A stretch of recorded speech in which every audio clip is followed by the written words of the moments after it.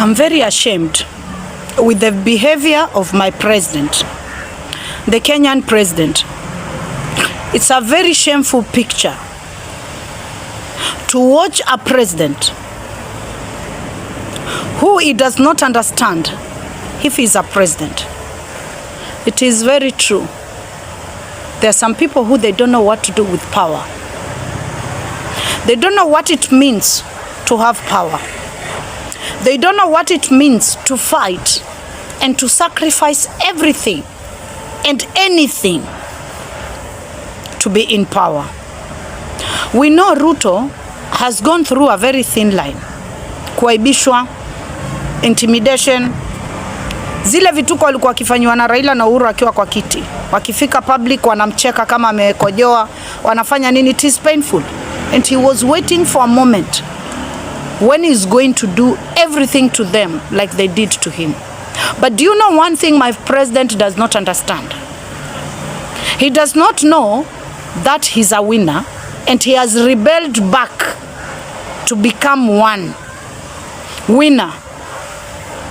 He has sacrificed a lot of things, the bad name, the ICC, and everything to be where he is now. Now he's sitting at the top. He's showing us that he's the weakest man that we never voted for. Because if you are president of a country, you cannot afford to be emotional. You cannot afford to run your mouth. If you are president of a country, you need to be sober enough to know what to say, where to say it, and who are you saying it to. President Ruto, he has lost that. It's not okay for a president to run his mouth on the public speaking ground. Because my fellow Kenyans, where are we heading in this country? When every president comes in, they have excuses. This president did so and so and so, and I'm going to do this and this and this. Who is going to be the president who will take this country to the right path?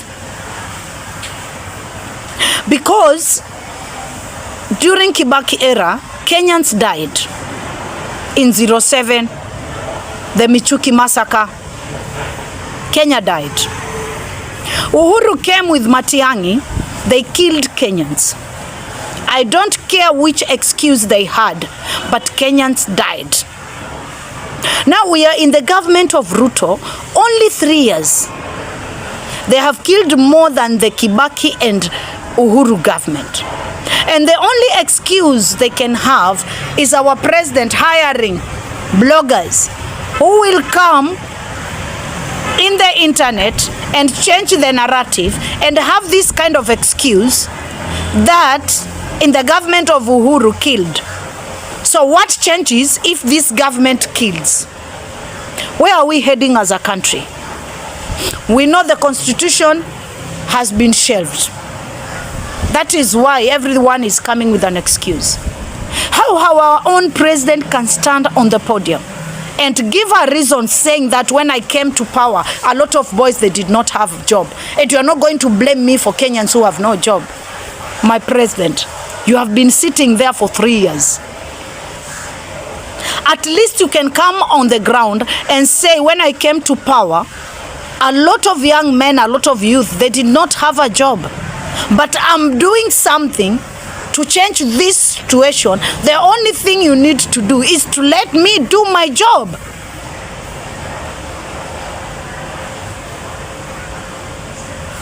Ruto is not the smartest president. We knew. Because if you are smart, how can you bring people like Murkomen and other guys who are running their mouth? Kenyans, Kenya is heading in a very wrong direction. We are going where West Africa, they are pulling themselves out from. We are going in a very wrong direction. And in few years to come, we will not have a country. And I'm going to repeat this one thing until it sinks in.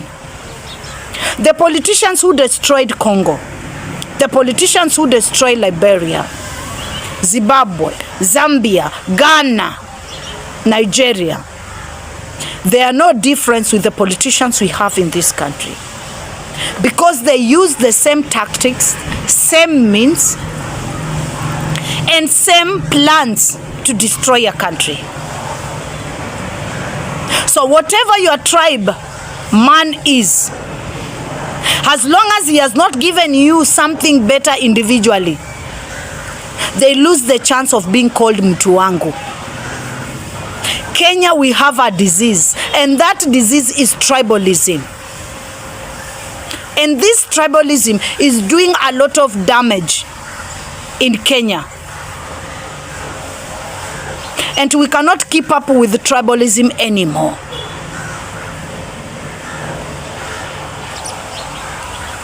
Because from where I'm sitting in Coast region, we have politicians who are stupid, pathetic, who thinks Coastarian are stupid. We don't know the language they are using against who and who. We don't know what they are doing. We know each and everything they are doing. And Kenyans, if you are sitting on that table hating Ruto with passion, then you are doing nothing. You don't have to hate anyone, because hate, it's a very big burden to carry behind your back. You cannot hate, you can only differentiate. Now, if you are sitting there, you are anti-Ruto, and you have not strategized on how you can vote Ruto out, then stop hating Ruto. If you want to hate Ruto and remove Ruto, replace Ruto with Matiang'i, then you are wrong. You are doing nothing. The only way you can remove Ruto from the seat and he can be Ruto must go, you need to invest, involved yourself. Make sure from every street you live, from every ward you are, every county you are going to make sure from that lane you live, a lot of people are going to register the votes. And the day of the voting, you will carry 10 to 20 people who are going to be your arms, who you are going to be your bullet for Ruto must go, to make sure they vote. That is the only weapon we have. In Coast region, my friends, my fellow Coastarians, if you keep applauding Ali Hassan Joho on the seat and they are sycophant and thinking that you are going to change anything by receiving the 100, Ali Hassan Joho and his government right now, they are looting to come and give it to you. My friend, you are doing nothing. The only thing you need to do, you need to make sure that the next election we are going to vote, and we are going to stand on those polling stations and guard the vote of the people we want them in. No matter how many bodyguards they bring, no matter how many law enforcement they bring on the polling station, we have a right as Kenyans to guard the vote we have casted. Because they hire goons to come to the stations, we can have goons who volunteer to come and guard the vote of the people we want them on the seat. Na kama watu wa Mombasa munafikiria vita vinavyopigana na watu wengine ni vya watu wengine, Murkomen was very right. Watu wa Northeastern na watu wa Coast region, mumenormalize kuteseka, mumenormalize kukaa bila services, mumenormalize kukaa bila madawa, mumenormalize kukaa bila mahospitali na mabarabara mazuri na kila kitu. Kisa na maana tunamsikiza Ali Hassan Joho akituambia vita fulani si vetu. Ela vinakuwa vao wakati wao wanafika kwenda kutaka the bargaining power. Coast region nimewaita mara ngapi? Matusi mulotukano na Murkomen yameingia ama hayajaingia? Hatuna barabara, hatuna maji, hatuna chochote na tuandamani. Because what? We pay tax na tunaenda tunalala, tunaambiwa sisi ni Waislamu. We are not supposed to fight for our rights. Coast region, wake up. I want to applaud the Genz ambaye ameenda UN meeting. Mahali kina Gladys walikuwa. Gladys Wanga. Mahali alikuwa. Mumeona hizo video zikisirculate. And for my disappointment of Kenyans, they are trying to put Kenyans waelewe kwamba it is not right to be provided with a podium mahali umemwona kiongozi wako alafu mtie aibu. We have written letters, petitions, we have cried. They have killed Kenyans. They are not listening to us. The only thing we want is deliverance and to be given what we have been promised. Now I'm telling Kenyans, if you are provided with time and a podium to represent Kenya and shame the government which is in the office, do so, my friend. You are not doing something that has never been done. That is how the activists who are defending Palestine, that is how they are hearing their views, and that is how the rest of the world can hear. They have embarrassed us. We need to embarrass them back. For the Genz who asked those questions in front of Gladys Wanga, my friend, I salute you. Na I'm not going to tell you kuwa Wakenya ni wagonjwa, sijui Wakenya mumefikia wapi, sijui wapi. Na any Kenyan who is saying those words, you're supposed to be ashamed of yourself. If you're in Poland, German, US, any diaspora country you are, na umepatiwa chance ya kuelezea matatizo ya Kenya, my friend, do so. Tell them what this government is doing. So Gladys Wanga, she was not embarrassed. And on that table ya UN anakaa, aleti maendeleo kwa watu wa Homa Bay. Hakuna siku watasaidia watu. Na hakuna siku they will stand up for us. So why should we stand up for them? I applaud you Kenyans. Kongamano lolote muko, any conference mumeletwa na mumeona mwanasiasa pale, wapatieni ukweli. Tell them how you feel, how painful it is. We have buried 150 youth and women. And another one amekufia kwa police station jana. We cannot turn down. We cannot nyamaza. We cannot be intimidated.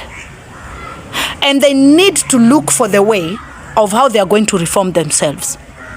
Because, my friend, we are 56 million of us, and there are thousands of them. Let's keep the fire rolling up there until it burns everyone. And that is what we are coming up. The law enforcement of Kenya, the DCI, and the blue uniform, the chromosomes of blue uniform. I want to ask you one thing. Do you think intimidating Kenyans, arresting them and killing them in the police station, do you think it's going to work? It's going to instill fear back to Kenyans. Where Kenyans have marched to where they have reached, Kenyans are not going back. That is one thing munafaa muelewe. DCI, you want to remember one thing. The amenity you are creating against Kenyans, one day, Kenyans are going to take the responsibility in their own hands. Because we understand one thing in Africa, they can only lead people by instilling fear. And that is why polisi wakiuawa, amutuambi ni polisi wangapi wameuawa, because you don't want us to normalize police dying, because you want the power of intimidation, the power of fear to stay with us. They respect the law enforcement they are demanding to the citizens of this country. They are not going to get it because you don't show us respect. DCI, I want to ask you something.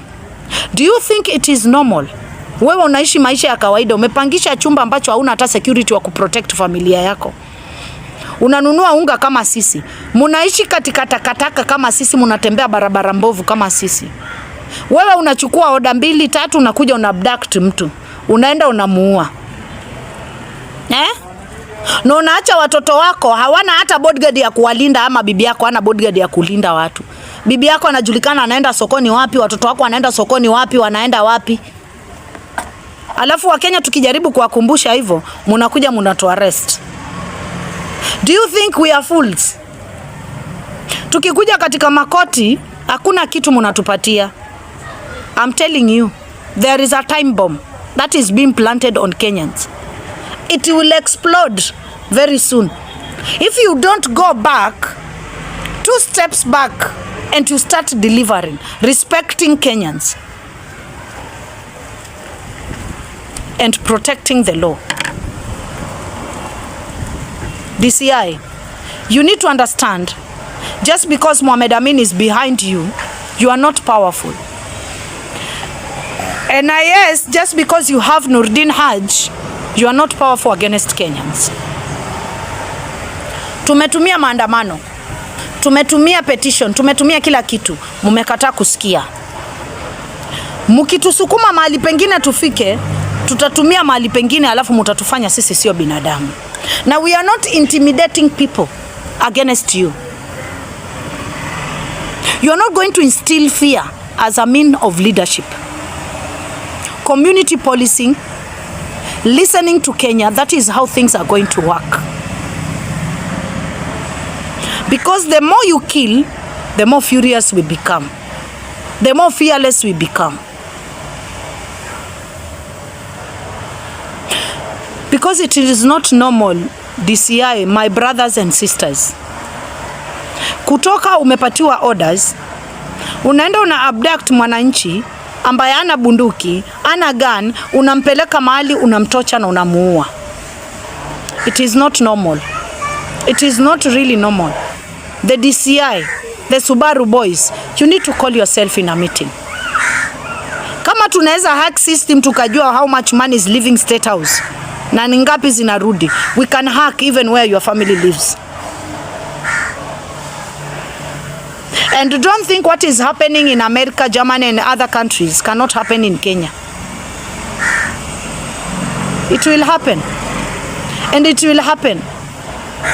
Because the more pain you put into Kenyans, now wakiangalia the constitution has been shelved, they will have only one choice. Now we don't want to arrive there. And I'm not wishing my Kenyans to arrive there. Mali tutanziana kufanyiana revenge. Tusifikie hapo. So DCI, no matter what you are doing, remember Kenyans are watching. And there are some people ambao wako na pain kushinda kiasi. Kenya are not peaceful anymore. We are not stupid narrative ambao tunauziwa tukiambiwa we are peaceful. We are not. Right now we are marching to get our rights. We are tired of burying our people because you take orders. No. You need to call yourself in a meeting.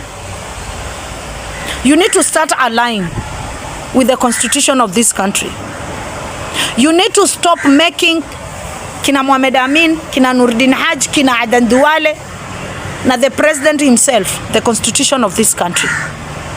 We did not walk on the road in 1992. We did not put our signature down for something that does not work. And this country cannot be run by 10 wealth politicians. This country, but it cannot be run by 10 millionaires. It cannot. There are 56 million of us. Now every Kenyan counts. So ask yourself a question. The DCI, the Subaru boys, you need to call yourself in a meeting. Kwa sababu you don't live in mass. We know where a lot of you live. You don't live in mass. And don't push us to that extent. Don't push us there. Don't make us one of those Kenyans. We cannot go there. We love you as our brothers and sisters. Stop instilling fear as a way of leadership. We cannot use that. Those are the times which are gone. We are in another century, 21st century. You need to understand what kind of people are you dealing with. You are dealing with Kenyans. And we are getting tired, sick and tired, and we are dusted with your game. We cannot continue burying Kenyans anymore.